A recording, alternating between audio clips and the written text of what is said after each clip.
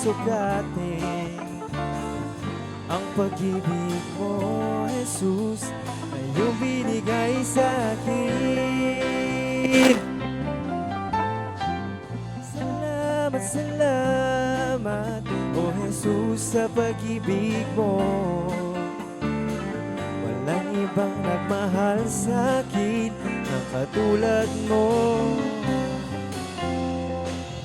Salamat, salamat, O Jesus, sa pag-ibig mo. Ako'y magsasaya sa piling mo.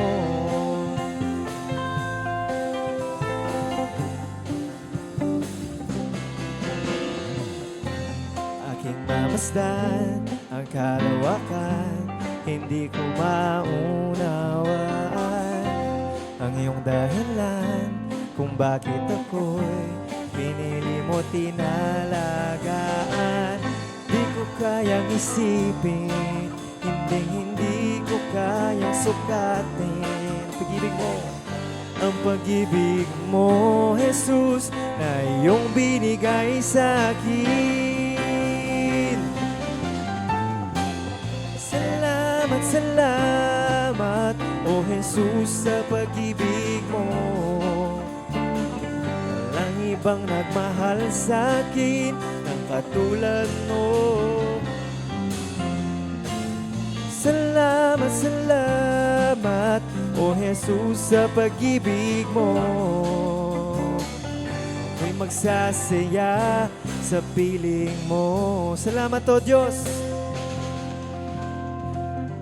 Salamat, salamat, O Jesus, sa pag-ibig mo.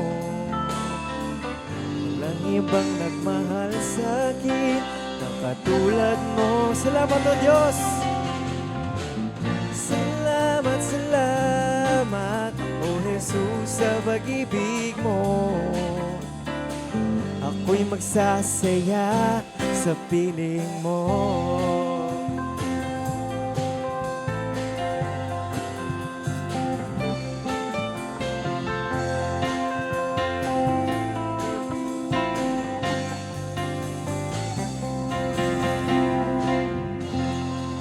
Muli po, palakpakan po natin ang Diyos.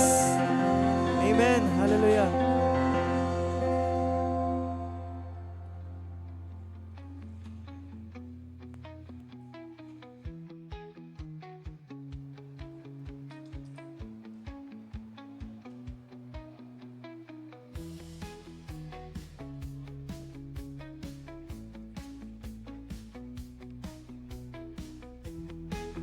Praise the Lord. Ayan. Glory to God. Tayo po nagpapasalamat sa Panginoon sa Kanya pong kabutihan sa atin. Announcement po mamaya, mayroon pong meeting, short meeting, ang worship team at saka yung multimedia. Ano po. Gayon din po, mayroon din pong meeting tayo, mga leaders po sa Tuesday, ano po, 7.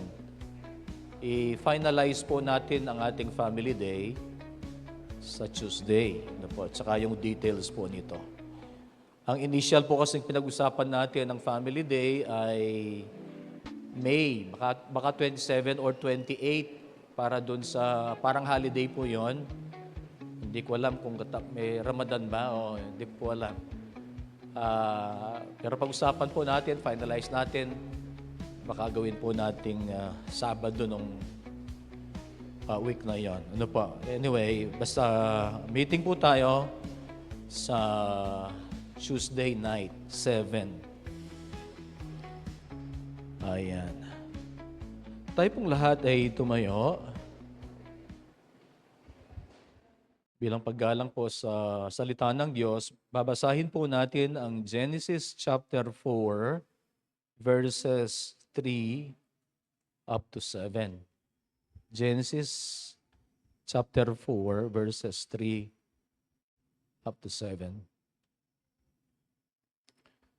In the course of time, Cain brought some of the fruits of the soil as an offering to the Lord. And Abel also brought an offering, fat portions from some of the firstborn of his flock. The Lord looked with favor on Abel and his offering, but on Cain and his offering he did not look with favor. So Cain was very angry and his face was downcast. Then the Lord said to Cain, "Why are you angry? Why is your face downcast? If you do what is right, will you not be accepted? But if you do not do what is right, sin is crouching at your door. It desires to have you, but you must rule over it." Tayo po'y manalangin. Nagpapasalamat kami, Panginoon, sa pagkakataon pong ito na inyo pong ibinigay upang kami po ay makasamba, makapagpuri, makapagbigay ng paggalang sa iyo. Salamat sa katotohanan, Panginoon, na sa aming pagsamba at pagpupuri sa iyo, sa aming pagtitipon sa mga kagaya nito ay kami, O Diyos, ay napapalakas ng iyong kapangyarihan at ng iyong presensya. Patnubayan mo po kami, Panginoon, at hiling namin, O Diyos, na ihanda mo ang aming mga puso para sa pakikinig ng iyong mga salita. Gayon din, Panginoon, hiling namin na maipangaral ito ng tama at ayon sa inyo pong kalooban. Pangunahan mo po ang iyong lingkod, O Diyos, at ang dalangin namin, ikaw lamang ang mapurihan at maparangalan. Lord, we worship you, we thank you, and we honor you. This is what we pray. In Jesus' name. Amen. Tayo po ay nagpupuri sa Diyos sa mga pagkakataon that we can express our heart's content, at our worship to God. Kagaya po ngayon, yung pong nilalaman ng ating mga puso sa ating pananalangin, sa ating pong pag-awit, ay na-express natin. Ay ang ating pagpapasalamat sa Diyos, ang ating pong mga kahilingan sa Diyos ay pag tayo ay pumupunta rito, sama-samang sumasamba, ay naipapanalangin natin sa Diyos. We have different expressions of our heart's content in our worship to God. We express it through our songs. May mga pagkakataon na para bagang yung awit na ito ay we just sing it out, pero mayroon ang pagkakataon, same song, pero mayroon siyang impact sa atin. At tayo ay nahihipo sa puso sa pamamagitan ng presensya ng Panginoon. We express our worship through songs and through our prayers, o kaya yung mga pagsigaw natin ng mga pasasalamat sa Panginoon, and even yung pong mga pag-iyak natin, paghikbi natin sa mga panahon na tayo po ay mayroong mga dalahin, at alam ng Diyos at tinutugon ng Diyos ang mga yan. Expressions of our worship. Bakit natin alam na ang mga to? Na ito ay mga expression ng pagsamba natin sa Panginoon. Pag-awit, pananalangin, pag-iyak, o kaya pagsigaw, pagtaas ng kamay. We know all of this because the Bible declares it so. At ang tao po ay kinreate ng Diyos, innate sa Kanya, na siya po ay sumamba. Kahit kung minsan ay yung pong hindi nakakakilala sa Panginoon, ay meron silang mga pagnanasa na sumamba. Doon sa kanilang alam na tama. Innate in man to worship. Sapagkat kinreate siya ng Panginoon. Ang passage po natin ngayong umaga, ang binasa po natin, ay patungkol po sa unang recorded act of worship after the fall. Ano po ba yung fall? Pag sinabi po natin, the fall, ito po yung nagkasala ang tao. So, makikita po natin, parang ito yung first family, Kasi si Adam and Eve, makikita natin yan, verses 1 and 2. Ang sabi po ng verses 1 and 2, Adam made love to his wife Eve, and she became pregnant and gave birth to Cain. Panganay po niya. Cain is a panganay. She said, meaning Eve, with the help of the Lord, I have brought forth a man. Later, she gave birth to his brother Abel. Parang pangalawa si Abel. Ano? So, yan yung mga unang nabanggit na mga pangalan po. Si Adan, si Eva, si Cain, si Abel. Yan. First recorded worship, ang verses 3 hanggang pong verse 7. And as we go on, makikita po natin yung istorya dyan. Ano po? At marahil alam po ninyo ang istorya niya. But this is more than a story. It's a mirror. Ito po ay salamin. Salamin. It's a mirror. Ano po? Why? Sapagkat nire-reflect po nito kung paano ang mga tao ay sumasamba. It reflects how people worship. It reflects how people respond to correction. In this case, ang Panginoon, ang Diyos.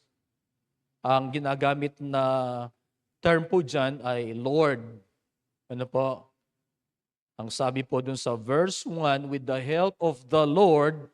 But take note po dyan, ang Lord dyan, tingnan niyo po niyo sa inyong mga English Bible, ang Lord po dyan ay hindi po capital L, tapos lowercase o, R-D, hindi po ganun. Napansin po niyo yan? Ang Lord po dyan ay uppercase lahat. Lord. Meaning, yan po ay ito po yung ginamit ni Moses. Ano po? So pag ano po, pag-aralan natin yan. Bakit uppercase lahat po yan? No.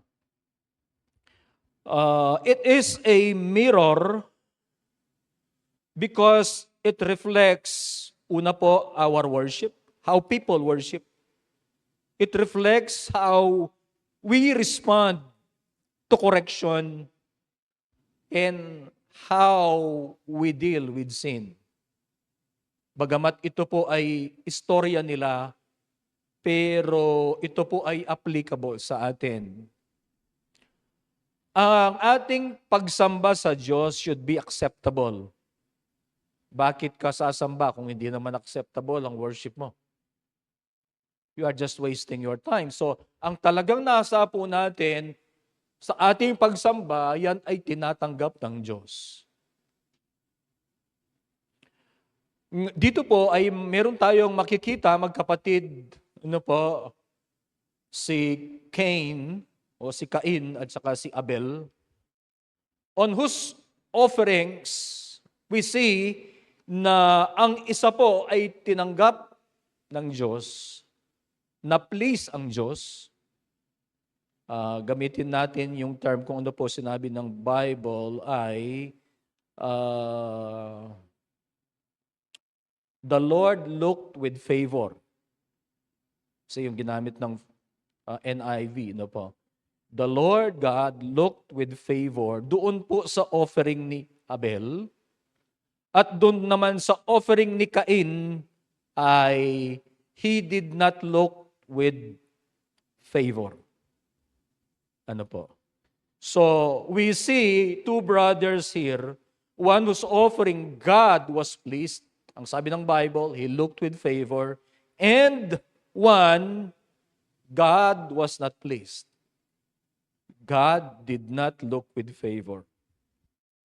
Ito po ay mensahe para sa atin upang i-approach po natin ang ating pagsamba. Hindi lamang po yung pag-awit, kundi ang kabuuan po ng ating pagsamba. Kasi ang lahat ng ating ginagawa ay pagsamba. Ano po? Pag pumupunta tayo dito, ang pananalangin, ang preparation, etc. Lahat po, kabuuan po yan po ay pagsamba. Ano po? Is a message to approach worship with reverence. Pupunta tayo rito, mayroong paggalang sa Diyos, nandun yung ating reverence in our hearts. It is a message to approach worship with reverence and to check our heart's attitude toward God.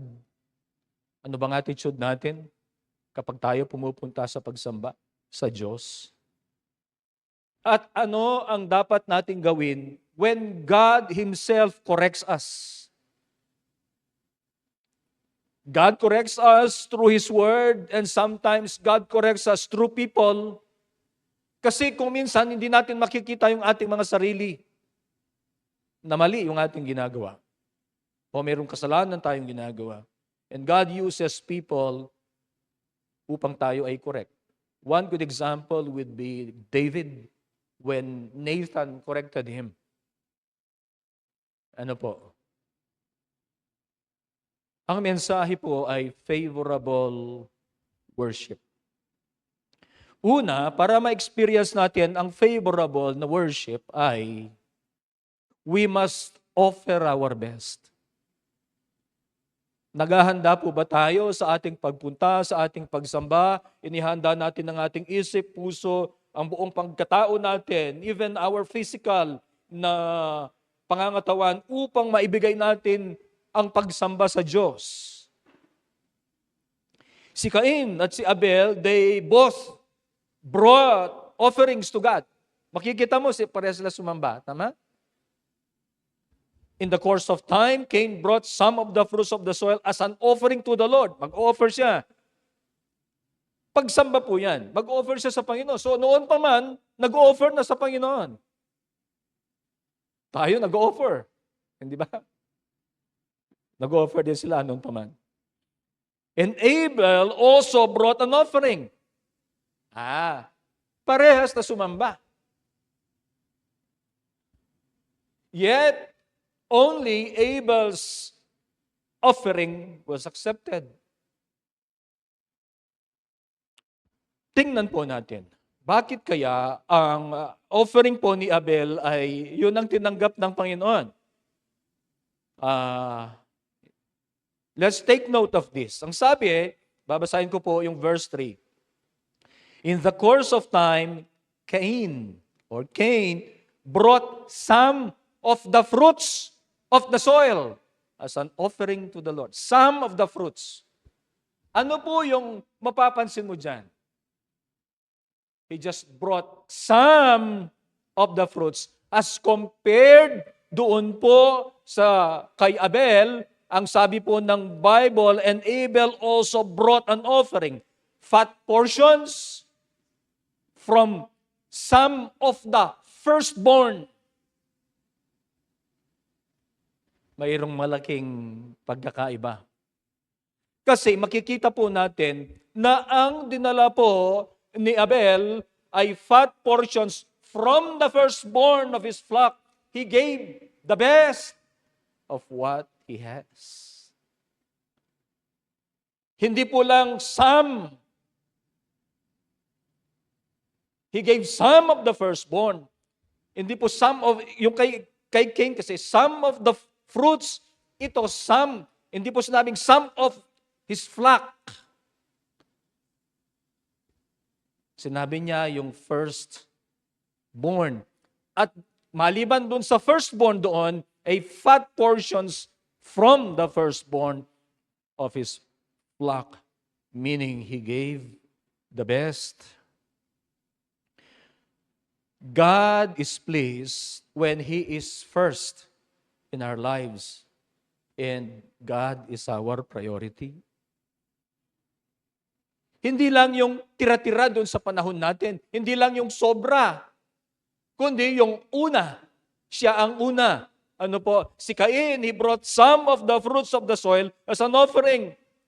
Makikita po natin, hindi siya pumili doon sa best niya. If you read between the lines, ano po? He just brought some of the fruits of the soil. Hindi niya pinili yung best of the fruits of the soil. That's why ang kanya pong offering was not looked with favor by God. Ang sabi po ng ilan na nag-aaral sa Bible ay patungkol daw ito sa occupation. Kasi ang offering ni Abel ay sasabi doon sa parating. Kasi mayroong sacrifice dito. Parang isasabi nila, mayroong sacrifice dyan. Animal sacrifice. Kaya yan ay tinanggap ng Panginoon. Pero doon sa ito ay offering ng mga fruits or fruit of the soil. Maharil gulay yan o kaya prutas. Pero hindi po yun doon. Makikita natin, it's not about the occupation. Farmer yung isa o kaya shepherd yung isa. Hindi po, wala pong nakaano dyan sa Bible. Ang maliwanag po dyan, it is about their devotion. Sino ang inuuna? Sinong inuuna ni Abel? Sinong inuuna ni Cain? At makikita po natin, as we progress in our reading, makikita natin kung ano talaga ang puso po ni Cain. Hindi ba? God evaluates not just what we give, but how and why we give it. Meron bang reverence sa ating pagkakaloob nito? Bakit natin binibigay? Yan ba ay para lamang tayo in return ay mabless? Or we honor God with our offering, with our worship? Ang worship po, it's not about us. Amen. Kaya nga worship po, hindi patungkol sa atin yan. Ito po ay patungkol sa Diyos. Ano po? Si Abel po, makikita natin na ang kanyang offering, it reflected faith. It reflected reverence. Ano po? It reflected na priority niya ang Panginoon kasi he brought the fat portions of the firstborn. It reflected honor, priority sa Panginoon. Is God our priority? Pag tayo sumasamba, nire-reflect ba niyan ang faith? Nire-reflect ba niyan yung reverence, paggalang natin sa Panginoon? Nire-reflect ba niyan yung honor natin sa Panginoon? Si Abel, gayon po ang sinasabi ng kanyang pagsamba, while Cain's heart revealed, divided ang kanyang puso at insincere siya. Bakit natin malalaman? Tingnan po ninyo ang kanyang, kumbaga, babasahin mo po ito, titingnan mo, kung itutuloy natin, nung sinabi po ng verse, the Lord looked with favor on Abel and his offering, but on Cain, and his offering did not look with favor. Tingnan po ninyo ang heart ni Cain. So, Cain was very angry. Hindi lang sinabing angry very angry. And his face was downcast. Magbusid siya. Magdabugya siguro. Alang magbusid.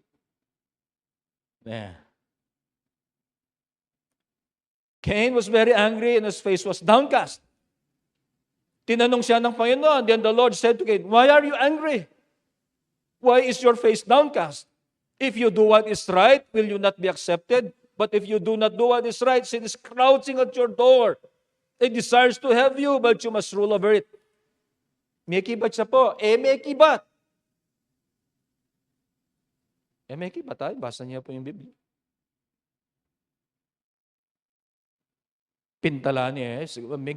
Magkaroon pa muna ng, siguro paglipas ng mga ilang araw, panahon, ng verse 8.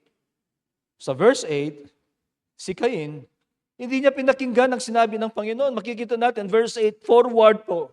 Makikita natin, pinatay niya ang kanyang kapatid. At hindi lamang po ito homicide, pinlano niya. Murder.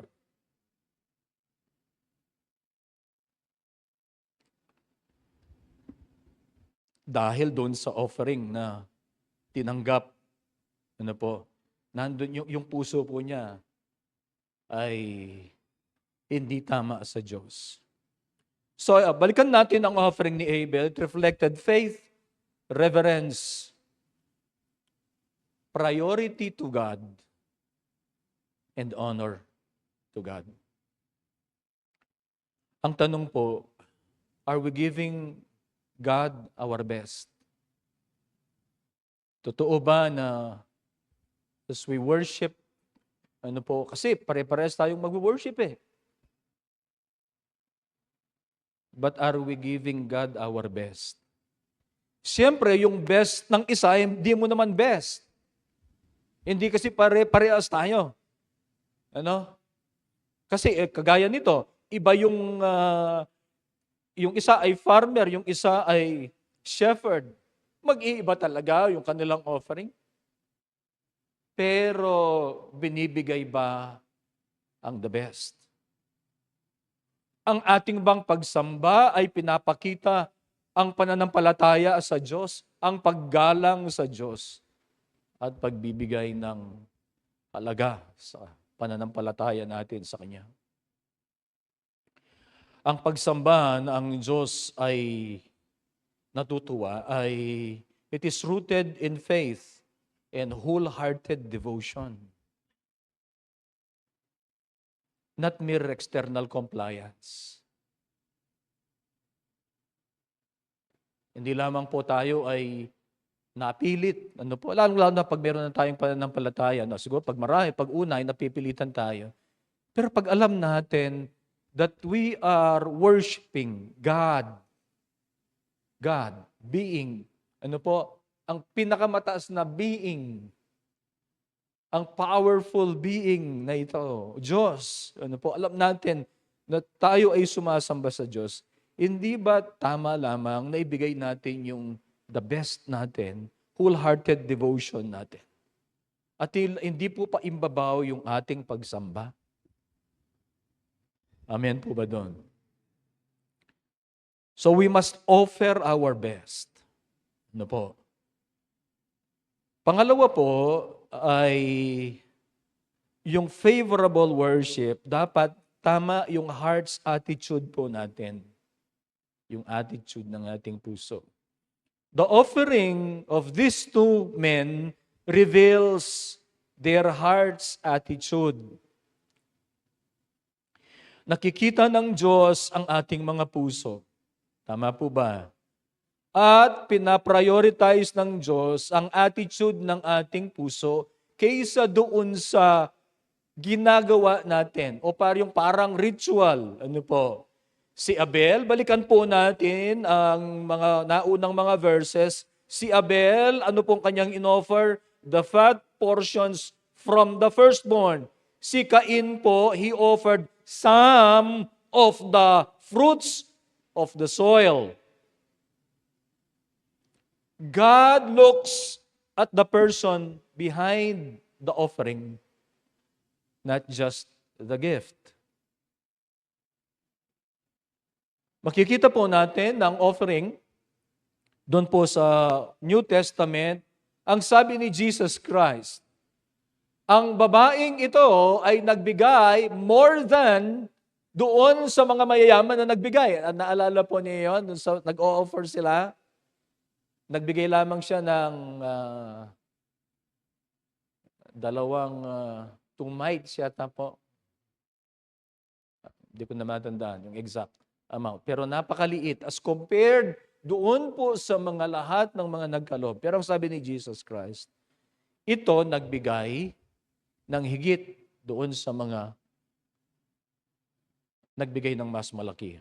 Bakit? Yung pong puso. Ano po? He looks at the person behind the offering, not just the gift. Si Abel, he was accepted, implying yung pong kanyang buhay ay tama sa Diyos. Bago po siya nag-offer. Wherein si Cain po, hindi tama ang kanyang puso sa Diyos bago siya mag-offer. Hindi niya inuuna ang Panginoon. At makikita po natin yan doon sa kanyang actions and reactions.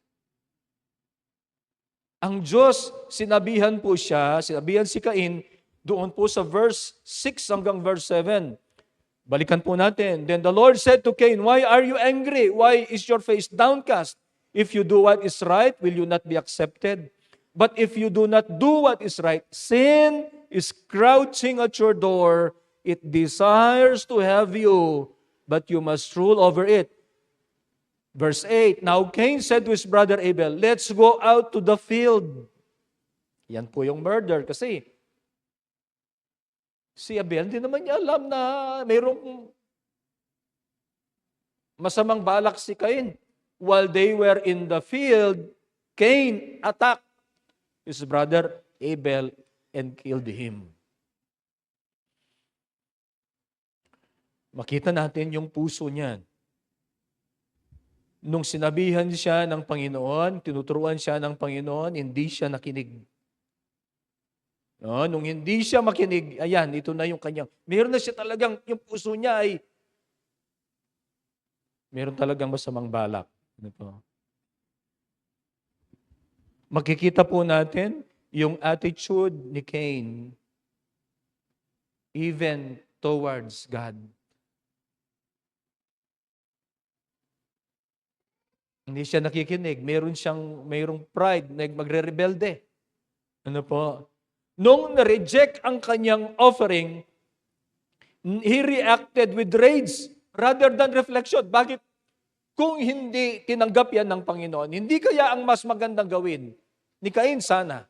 O kahit na yung ng isang tao, ano po, kapag hindi natanggap, halimbawa yung kanyang offering, hindi kaya maganda for Cain na mag-reflect siya. Bakit hindi kaya natanggap ang aking offering? Para maitama niya, kung meron siyang tamang puso sa Diyos, dapat mag-reflect siya. But we see his attitude even toward God. He doesn't listen. He's full of pride. At ang puso niya ay malayo sa Diyos, hindi sumusunod kung ano ang sinasabi ng Diyos. Ano pong makikita rin natin dito? Hindi siya nag-reflect. Makikita rin po natin that God offers chances. Nagbibigay ng chance ang Diyos. Why are you angry? Why are you downcast? If you do what is right, will you not be accepted? Sinasabi ng Diyos, mali ang ginagawa mo. Ayusin mo. Hindi kaya kapag gagawa ka ng tama, ay ma-accept ang iyong offering? Sinasabi na ng Panginoon yun eh. Sinasabi na ng Diyos yun, ayusin mo. Will you not be accepted? Will you not be accepted? But if you do not do what is right, sin is crouching at your door. Paano po yung crouching? Yung crouching parang yung magaganon ka, tapos parang crouching at your door, parang ito po ay isang parang tigre o kaya leon na naghihintay ng kanyang masisila. Sinabi yun ni Peter eh. Diba? Sinabi yun ni Peter sa kanyang sulat na ang kalaban ay hinihintay ka para pag nagkasala ka, dadakmain ka. Hindi siya nag-reflect. God offered a chance for Cain to manage his anger and correct his actions. Maliwanag po yan. But his next actions revealed his heart's content. Ano ang laman ng kanyang puso? Pride. Jealousy. Kapatid niya. Magselos siya pa, dapat sa magkakapatid, wala, di ba? Dapat nagtutulungan. Di ba? Si Cain, sana, anong ginawa mo? Kung magpapakumbaba siya pa, anong ginawa mo? Bakit yung sa'yo tinanggap, yung sa akin, hindi. Pero hindi po ganun, yung ano niya. Pride, jealousy, resentment. He did not even heed God's correction. Hindi siya nakinig doon sa kung anong sinasabi ng Diyos. Di ba? Sabi ko po sa inyo kanina, hindi siya nakinig. Wala siyang reaction. Tingnan po ninyo. Ano ang pagkatapos na sabihan siya ng Diyos, kinokorek siya ng Panginoon. Ano po, ang verse 8 sinabi niya, now Cain said to his brother, ay meron na siyang plano. Hindi nakikinig. Hindi nakikinig sa Diyos. Ano po? Ano po makikita natin dito? Sin is not just an outward behavior. Saan nagsisimula po? It begins in the heart. Ano po? It begins in the heart of the person. Kasi makikita natin diyan na hindi lamang po nag-umpisa doon sa kanyang offering, nag-umpisa doon sa kanyang puso na malayo sa Diyos. At hindi niya ibinigay ang dapat sa Diyos. At pagkatapos, nung siya po ay kinokorek ng Panginoon, tinuturuan ng Diyos, hindi siya nakikinig, nagbibigay, nagpapakita ng pride, ng jealousy, ng resentment. Ano po? At pinapakita na bago pa man ang kanyang offering, ay mayroon na siyang kasalanan sa kanyang puso. It begins in the heart of a person. Sin begins internally before it manifests externally. Hindi ba? Dito muna yan. Bago magkaroon ng action. Many outward sins begin with unaddressed inner attitudes. Nagmanifest na lang yan. Ano po? Pero nauna yan sa puso ng tao. God invites us to self-examination. Sabi ng Panginoon, if you do what is right, will you not be accepted? But if you do not do what is right, sin is crouching at your door. It desires to have you, but you must rule over it. Kasalanan po dyan. No? Ang sinasabi dyan ay kasalanan. Ano po? It desires to have you. Kaya nga ang Diyos po, He invites us to self-examination. Mahalaga na tayo po, kasi hindi nakikita po yung laman ng puso natin. Ikaw lang ang may alam, of course, ang Diyos. Siya lang may alam, at ikaw. Kaya ang Diyos, sinabi po niya, sa Psalm 139 verses 23 hanggang 24, nag-i-invite siya ng self-examination. Search me, O God, and know my heart. Test me and know my anxious thoughts. See if there's any offensive way in me and lead me in the way everlasting. Tayo ang may alam. Pasiyasat tayo sa Diyos. Amen. Ito po ay prayer na nagre-request ng divine examination to reveal hidden sin. Hidden sins. Ano po? Mag-request tayo sa Panginoon. Kung minsan kasi di natin nakikita po yan. Pa-check tayo sa Panginoon. Ang sabi po ng Psalm 139 verses 23 hanggang 24. Na reveal ng Diyos ang mga hidden sins na yan or mga offensive ways na ginagawa natin sa Diyos. Ano po? And after this self-examination, kung tayo talagang i-allow natin ang Panginoon na examine niya ang puso natin, magdadala po ito for repentance and transformation. Pero pag ang isang tao, kagaya po ni Cain, decided na siya na hindi makikinig sa Diyos, hindi makikinig sa correction, mayroong magiging consequence po. Parang lumalaki yan. And then Cain was bold enough para invite niya ang kanyang kapatid sa isang lugar tapos papatayin lang niya. Ano po? Now, the real issue was not the offering but the heart. Malayo sa Diyos, walang devotion sa Diyos, walang commitment sa Diyos. If your heart is right, you will give the best offering. You will give the best devotion. You will give the right offering. Israel, tingnan po natin, mag-fast forward tayo. Israel, nag-o-offer ba sila sa Malakay? Nag-o-offer sila. Sinasabi nga nila, nagtatithe sila eh. But are they giving the whole tithe? Are they giving the whole offering? Bakit sabi ng Diyos, give the whole tithe? Because they are not giving the whole tithe. Bakit sinasabi ng Diyos sa kanila, yung offering mo, try giving it to the governor. Tingnan ko kung matutuwa ang governor mo sa'yo. Ang sabi niya, sabi ng Diyos. Bakit? Kasi dinadaya nila ang Diyos. Hindi nila binibigay yung tamang offering.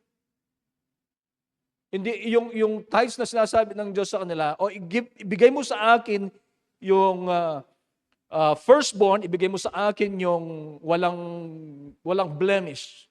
Ibigay mo sa akin yung pinaka. Tingnan ko kung hindi ko ibabalik sa iyo ng daang-daang beses. At ang iyong lalagyan ng kamalig o yung paglagyan mo ng blessings ay mag-overflow. Pero hindi nila binibigay. The real issue was not about the offering but the heart. Let us give the best. Amen po ba? Our best worship. Ano po, nakasama ang ating devotion, kasama ang ating puso, kasama ang buhay po natin. Pag sinabi natin, Lord, I offer you my life, hindi ba't mas madali na dapat yung mga offering? Hindi ba't dapat madali na lang yung mga material things patungkol sa mga finances? Di ba madali na lang yon? Kasi sabi natin, Lord, I offer you my life. Give the best. Give what is right. Because it's not about the offering, it's about the heart. Pangatlo po, para sa favorable worship, do what is right. Do what is right. Ang sabi ng Panginoon, if you do what is right, will you not be accepted? So doing what is right, ano po, ay ano po dito, ay meron tayong pagpili. Si Cain, meron siyang chance, di ba? Meron siyang, kumbaga pwede niyang i-correct yung ano niya, yung puso niya kasi sinabi na ng Lord eh. We all have a choice.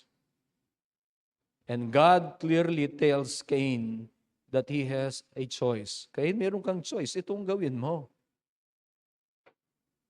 If you do what is right, edi meron siyang pagkakataon gawin. If you do not do what is right, talagang meron choice. Kung siya mayroong choice, tayo rin mayroong. Hindi po. Cain was given warning and an opportunity.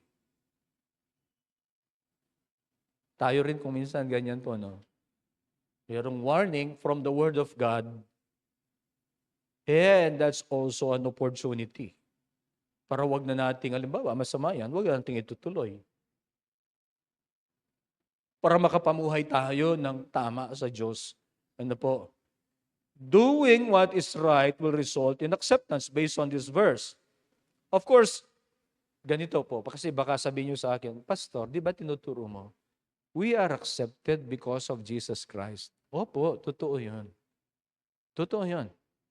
Tayo'y naligtas, hindi po dahil sa ating mga ginawang mabuti, o kahit na meron tayong mga ginawang masama in the past. It's not because of what we have done na tayo po ay maliligtas, mabuting ginawa. No. But because of what Christ has done. But if you're a Christian, nandun na po yun na you are saved already. Ano po, tayo po ay namumuhay bilang isang mananampalataya.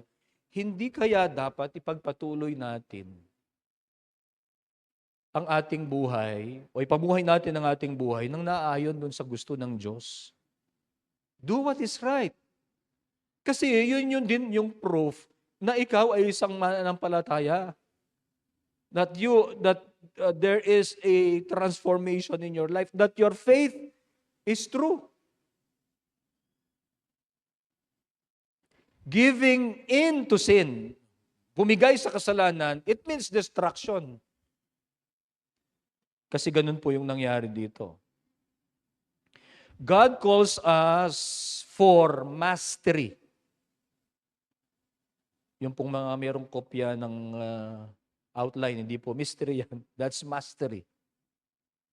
Mastery over sin.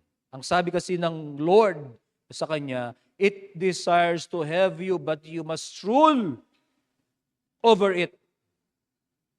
Rule. Ang kasalanan po dyan ay pinicture po, pinakita, it was pictured as a predator, crouching, naghihintay. Naghihintay, upang umatake. At i-dominate ang isang tao. Pero sabi ng Panginoon, sabi ng Diyos, but you must rule over it. Ibig sabihin, we can overcome sin. Amen.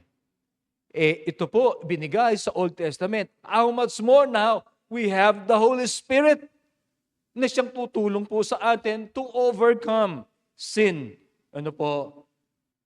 Rule over it. Mayroon pong warning dyan. Ang sabi po, sin is crouching at your door. Ibig sabihin, ang danger ay malapit. Kasi naghihintay siya . Maninaya po. Mag-ambush siya. Makapaninaya mo yun. Dadalang ka.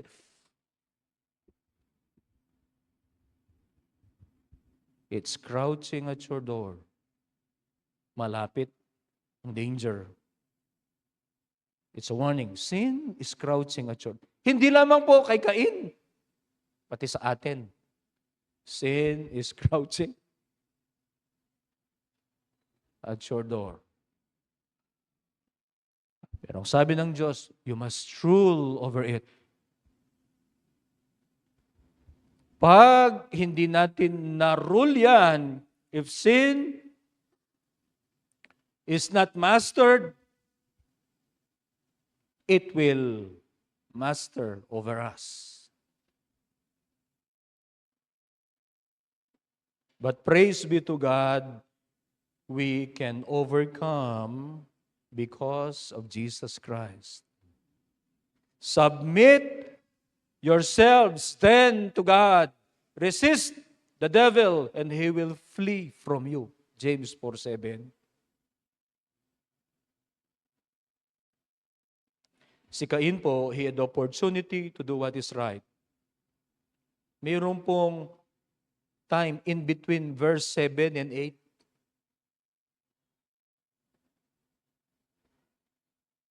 He had the opportunity to do what is right. But he refused. He had the time, he had the chance, he had the opportunity. Para itama po niya ang buhay niya. Hindi siya nakinig sa Diyos. He was warned, but he did not listen. Do what is right. Ang sabi po ng Diyos. It's implied. Hindi pala. Nasabi niya sa verse 7, no? Explicit pala, sinabi niya, do what is right. If you do what is right, Ano po? Favorable worship. Ibigay po yung the best natin. Sa ating pong panahon, we call ourselves people of God. Is it not right that we give the best? Kasi pag binigay natin yung the best natin, pinapakita natin yung devotion natin. Pinapakita natin yung commitment natin sa Panginoon. Hindi po ba? Yung favorable worship, maging tama yung puso natin sa Diyos. Yung attitude natin sa puso natin. Ano po?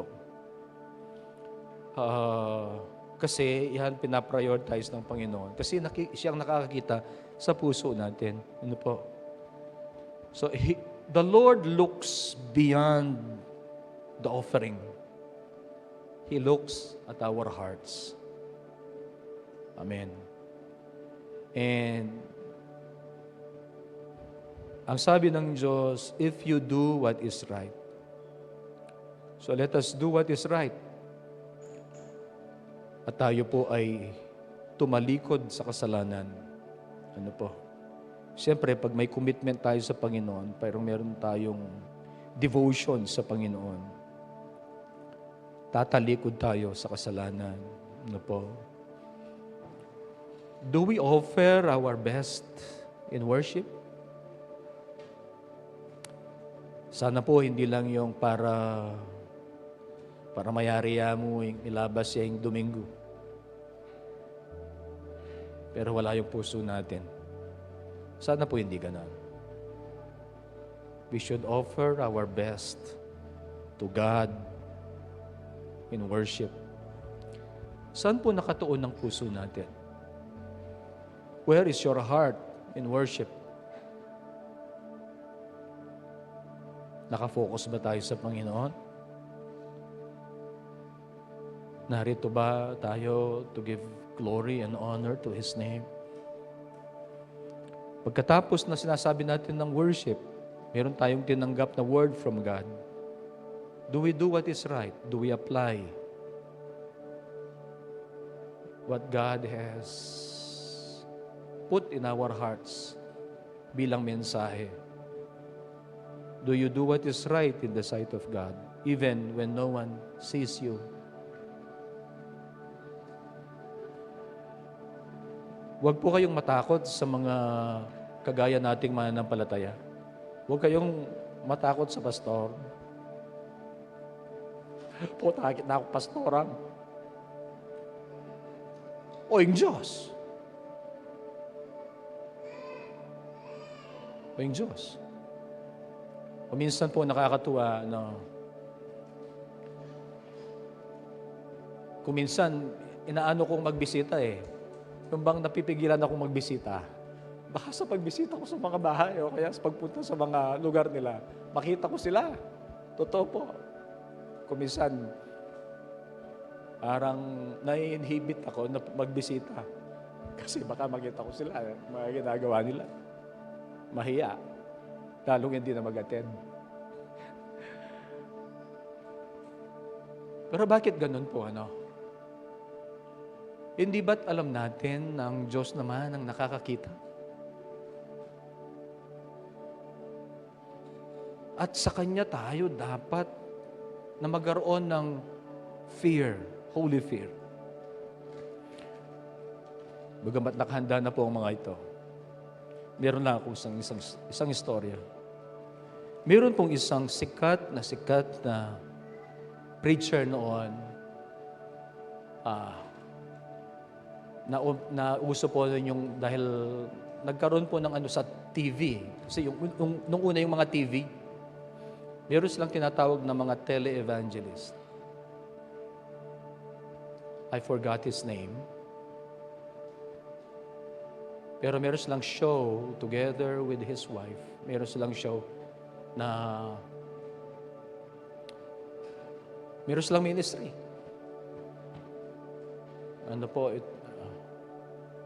Tapos siya, kinasuhan siya, nakulong siya. Nire-recall ko ang pangalan niya, nakalimutan ko kasi Ngayon ko lang po naalala yun. Hindi siya kasali dito sa outline. Mayroong nagbisita po sa kanya. Tapos tinanong, bakit ka napunta sa ganyan? Hindi mo na ba mahal ang Panginoon? Ang sabi niya, hindi nawala ang pag-ibig ko sa Diyos. Ang nawala sa akin yung fear of the Lord. Fear of the Lord. Yung consequence, hindi na nila kinoconsider. Nawala yung... Huwag nating hayaan na mawala ang fear. Of course, nandun ang pag-ibig natin sa Diyos. Pero huwag mawala ang fear of the Lord na magdadala sa atin doon sa tatalikod tayo dapat sa kasalanan at mag-o-offer ng tama at best worship sa Diyos. Amen. Worship God right and true. We must guard our hearts carefully. Master sin before it masters you. Ibig sabihin, hindi po sinabing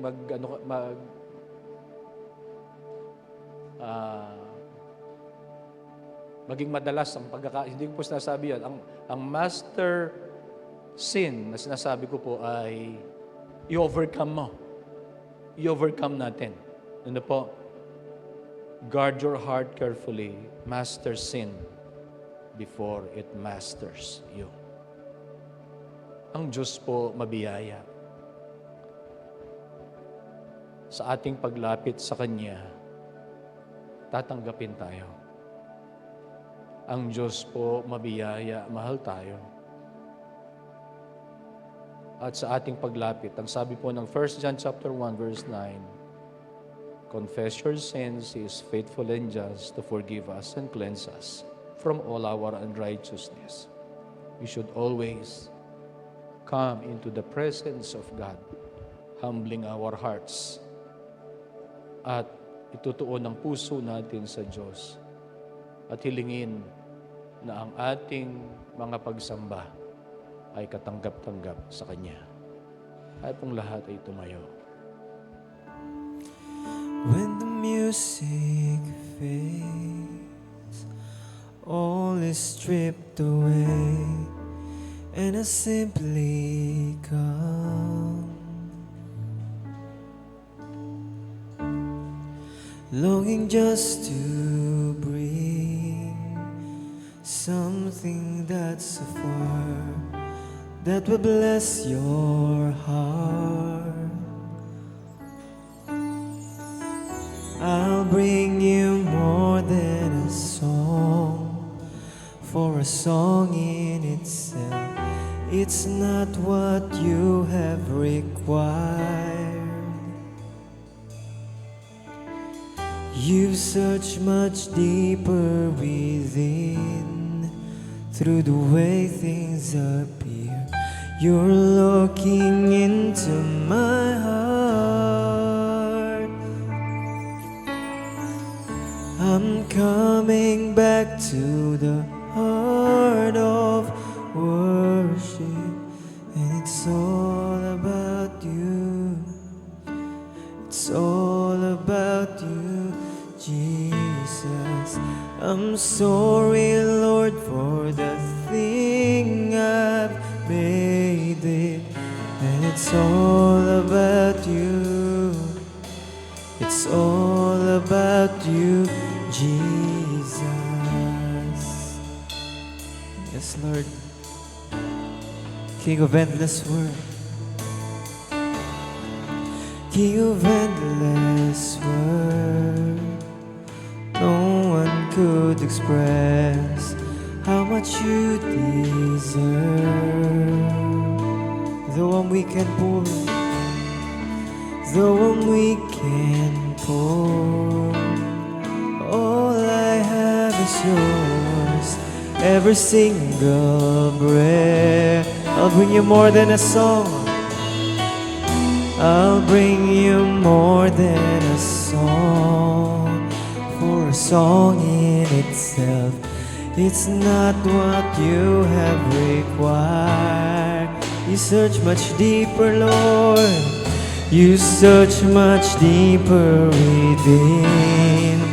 Through the way things appear, looking into my heart. Worship you, Lord. I'm coming back to the heart of worship, and it's all about you. It's all about you. I'm sorry, Lord. I'm sorry, Lord, for the things I've made. And it's all about you. It's all about you, Lord. I'm coming back, Lord.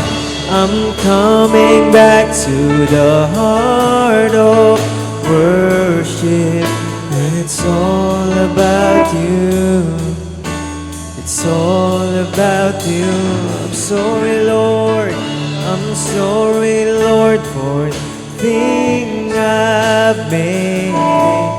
And it's all about you.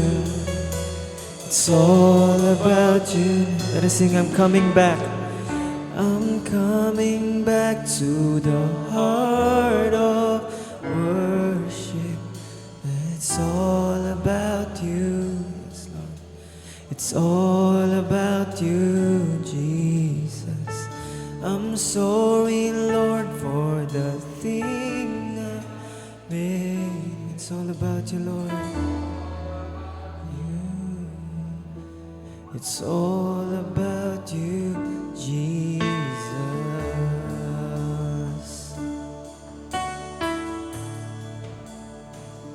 It's all about you, Lord.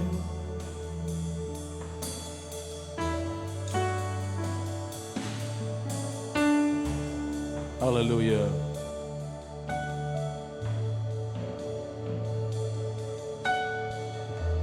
Patawarin mo po kami, Panginoon,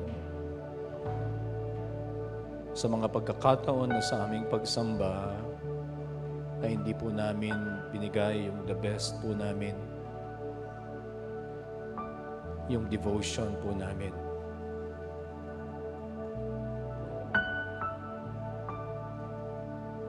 Patawarin mo kami, Panginoon, sa mga pagkakataon na hindi Ikaw ang priority ng buhay namin. Itama mo po ang attitude ng aming mga puso, Panginoon.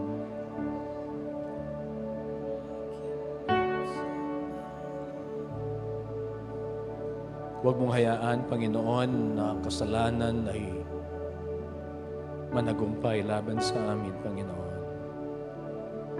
May we learn to humble ourselves and acknowledge the sin in our life.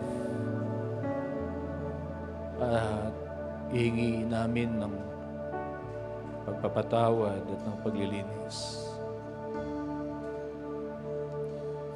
Deal with the sin in our lives, Lord. At matuto kami, Panginoon, na parating lumapit sa iyo upang ipasiyasat ang aming mga puso.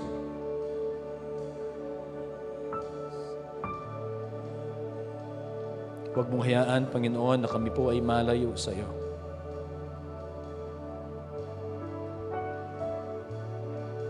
Ang dalangin namin, we can offer the best worship always.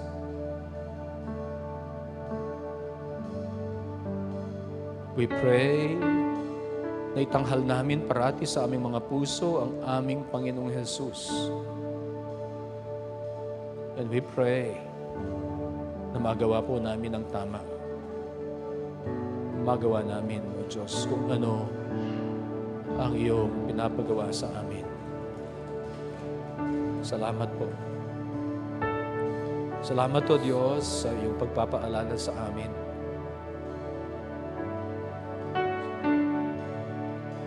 dapat ka namin iuna. Ibigay namin yung the best namin. Maging tama ang puso namin. At magresulta ng mga tamang gagawin po namin. Lord, continue to renew our hearts, transform our lives. At sa pagbabalik ng aming Panginoong Jesus, kami po ay nakahanda. Hallelujah. Salamat po. Salamat po. Patuloy na hipuin mo ang puso ng iyong mga anak. Lord, ang mga salitang ito ay hindi lamang, Panginoon, na mawalang bisa, kundi Panginoon, ito'y tumimos sa bawat puso namin at ipamuhay namin, Panginoon. Magdala upang may tama ang buhay namin at ang